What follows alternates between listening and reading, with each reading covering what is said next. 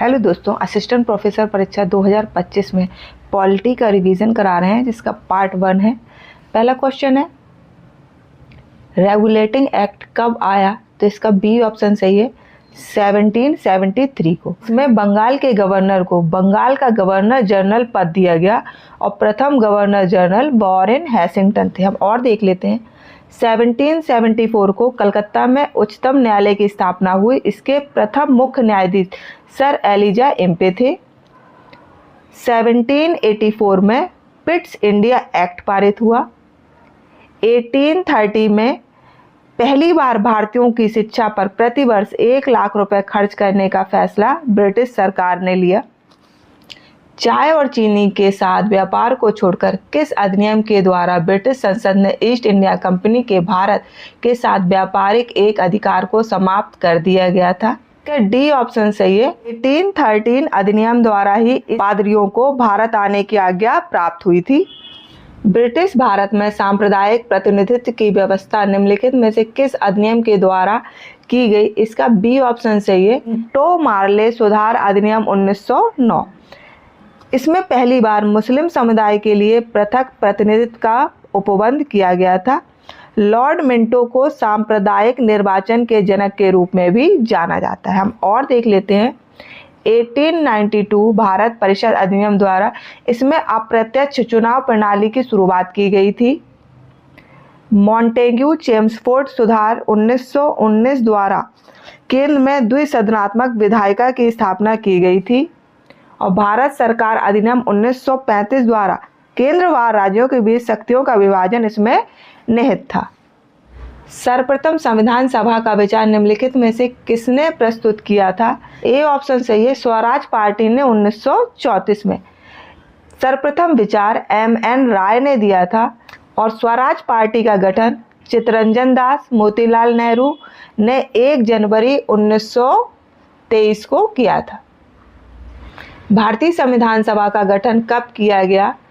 इसका C option सही है। ये कैबिनेट मिशन योजना 1946 के अंतर्गत किया गया था और कैबिनेट मिशन के सदस्य Sir Stafford Cripps, Lord Pethick Lawrence तथा ए.वी. अलेक्जेंडर थे।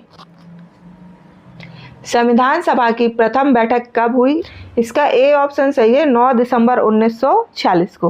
प्रथम बैठक नई दिल्ली में हुई। इसमें डॉक्टर सच्चिदानंद सिन्हा को अस्थायी सदस्य चुना गया था। 11 दिसंबर 1946 को राजेंद्र प्रसाद को स्थायी सदस्य चुना गया था।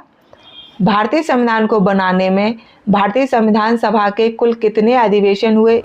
इसका सी ऑप्शन सही है, 11। भारतीय संविधान निर्माण में 2 वर्ष 11 माह 18 दिन का समय लगा। 26 नवंबर 1949 को संविधान को अंगीकृत किया गया और संविधान सभा की अंतिम बैठक 24 जनवरी 1950 को हुई। भारतीय संविधान में कुल कितनी महिला सदस्य थी? इसका डी ऑप्शन सही है, 15। एक बार इनके नाम सुन लीजिए। अम्मू स्वामीनाथन, एनी मैस्करीन, बेगम एजाज रसूल, दक्षयानी, दुर्गाबाई, हंसा मेहता, कमला चौधरी, लीला रे, मालती चौधरी, पूर्णिमा बनर्जी, रेणुका राय, सरोजनी नायडू, राजकुमारी अमृत कौर, सुचेता कृपलानी और विजय लक्ष्मी पंडित। बेमेल को चुनिए। संघ संविधान समिति के अध्यक्ष जवाहरलाल नेहरू थे, ये सही है। नियम समिति के अध्यक्ष डॉक्टर राजेंद्र प्रसाद थे, ये सही है। संचालन समिति के अध्यक्ष डॉक्टर राजेंद्र प्रसाद थे, ये सही है। प्रारूप समिति के अध्यक्ष डॉक्टर भीमराव अंबेडकर थे, ये सही है। मौलिक अधिकारों एवं अल्पसंख्यकों हेतु सलाहकार समिति के अध्यक्ष सरदार वल्लभ भाई पटेल थे, ये भी सही है। संघ शक्ति समिति के अध्यक्ष सरदार वल्लभ भाई पटेल नहीं थे, जवाहरलाल नेहरू थे। और प्रांतीय संविधान समिति के अध्यक्ष सरदार वल्लभ भाई पटेल थे। संविधान सभा ने डॉक्टर बी.आर. अम्बेडकर की अध्यक्षता में प्रारूप समिति का गठन कब किया? इसका डी ऑप्शन सही है, 29 अगस्त 1947। प्रारूप समिति के सदस्यों की संख्या 7 थी। डॉक्टर भीमराव अंबेडकर इसके अध्यक्ष थे। दूसरे थे गोपाल स्वामी आयंगर, कृष्णा स्वामी अय्यर, कन्हैया लाल माणिक लाल मुंशी, सैयद मोहम्मद सादुतुल्ला, एन माधव राय, डी.पी. खेतान। भारतीय संविधान के उद्देश्य का विचार लिया गया था। इसका ए ऑप्शन सही है, संयुक्त राज्य अमेरिका से। हम देख लेते हैं संयुक्त राज्य अमेरिका से और क्या लिए गए।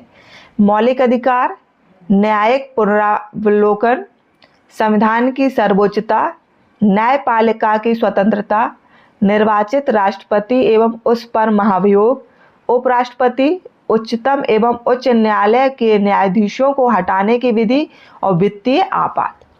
ब्रिटेन से क्या लिया गया, संसदात्मक शासन प्रणाली, एकल नागरिकता एवं विधि निर्माण प्रक्रिया। आयरलैंड से क्या लिया गया, नीति निर्देशक तत्व, राष्ट्रपति के निर्वाचन मंडल की व्यवस्था।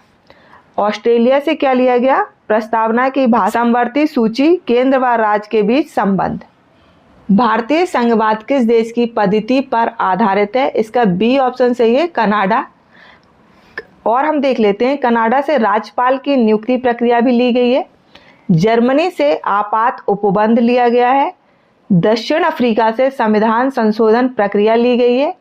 रूस से मौलिक कर्तव्य लिए गए हैं और जापान से विधि द्वारा स्थापित प्रक्रिया ली गई है।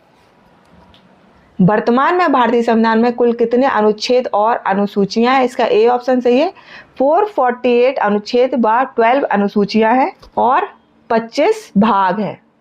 जब हमारा संविधान बना था तो उसमें 395 अनुच्छेद थे, 8 अनुसूचियां थी और उसके 22 भाग थे। भारतीय संविधान की चौथी अनुसूची उल्लेखित करती है, इसका ए ऑप्शन सही है, राज्यसभा में स्थान के आवंटन को। एक बार हम लोग जल्दी से पूरी 12 अनुसूचियों को देख लेते हैं कि किसमें क्या है। पहली अनुसूची है राज्य व संघ राज्य क्षेत्र। दूसरी अनुसूची में वेतन भत्ते व पेंशन का उल्लेख है। तीसरी अनुसूची में शपथ और प्रतिज्ञान के प्रारूप का उल्लेख है। चौथी अनुसूची में विभिन्न राज्यों तथा संघीय क्षेत्रों की राज्यसभा में प्रतिनिधित्व का विवरण है। पांचवी अनुसूची में अनुसूचित क्षेत्रों तथा अनुसूचित जनजातियों के प्रशासन व नियंत्रण के बारे में। छठी अनुसूची में असम, मेघालय, त्रिपुरा व मिजोरम के जनजातीय क्षेत्रों के प्रशासन का उपबंध है। सातवीं अनुसूची के अंतर्गत सूचियां आती हैं, संघ, राज्य व समवर्ती सूची। आठवीं अनुसूची में 22 भाषाओं का उल्लेख है। नौवीं अनुसूची प्रथम संविधान संशोधन 1951 में जोड़ी गई है। इसके अंतर्गत राज्य द्वारा संपत्ति के अधिग्रहण की विधियों का उल्लेख है। 10वीं अनुसूची दल बदल से संबंधित है जो 52वें संविधान संशोधन द्वारा 1985 में जोड़ी गई। 11वीं अनुसूची 73वें संविधान संशोधन द्वारा 1992 में जोड़ी गई जो पंचायती राज से संबंधित है। और 12वीं अनुसूची 74वें संविधान संशोधन द्वारा 1992 में जोड़ी गई जो नगर पालिकाओं से संबंधित है। भारतीय संविधान के कौन से भाग में पंचायती राज से संबंधित प्रावधान है, इसका डी ऑप्शन सही है, भाग 9। 22 भागों का क्विक रिवीजन कर लेते हैं।